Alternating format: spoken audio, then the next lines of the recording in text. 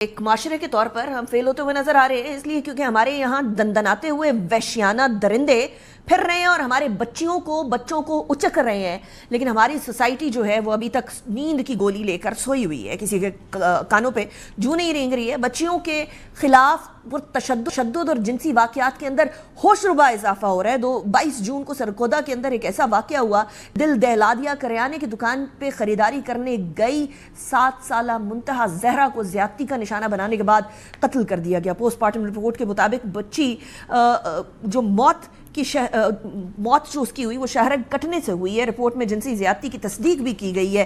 اہل خانہ کے مطابق CCTV فوٹیج کی مدد سے بچی کی لاش دکان کے بالائی منزل سے برآمد ہوئی۔ مرکزی ملزم ارسلان سمیت 4 افراد کے خلاف مقدمہ درج بھی کر لیا گیا۔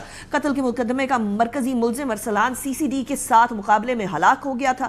23 جون کو کراچی کے علاقے قائد آباد میں 3 سالہ کلثوم نامی بچی کو گھر کے باہر سے اغوا کیا گیا، زیادتی کا نشانہ بنایا گیا اور پھر اسے بے دردی سے قتل کر کے بوری میں ڈال کر گھر کے قریب پھینک دیا گیا۔ پولیس ذرائع کے مطابق پوسٹ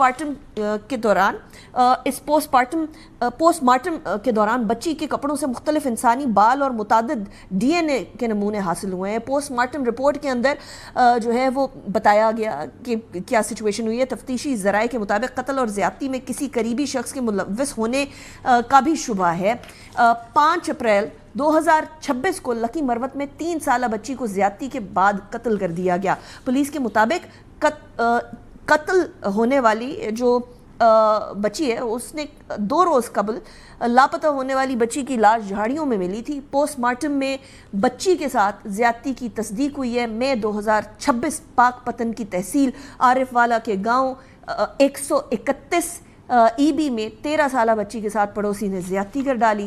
ستمبر 2025 میں کراچی کے علاقے قیوم آباد میں پھل فروش ملزم کو گرفتار کیا گیا۔ دوران تفتیش ملزم نے اعتراف کیا کہ وہ بچوں کو پیسے دے کر اپنے کمرے میں لاتا تھا اور انہیں جنسی زیادتی کا نشانہ بناتا تھا۔ اب صورتحال یہ ہے کہ سب ویجیلانٹیز کی طرف یا ویجیلانٹیزم کی طرف جانے کو انکریج نہیں کر رہے ہیں، but at the same time Kasur واقعے کے بعد، زینب قتل کیس کے بعد بھی آج بھی ہمارا ضمیر جھنجھوڑا نہیں گیا، آج بھی اس طرح کے درندے پھر رہے ہیں۔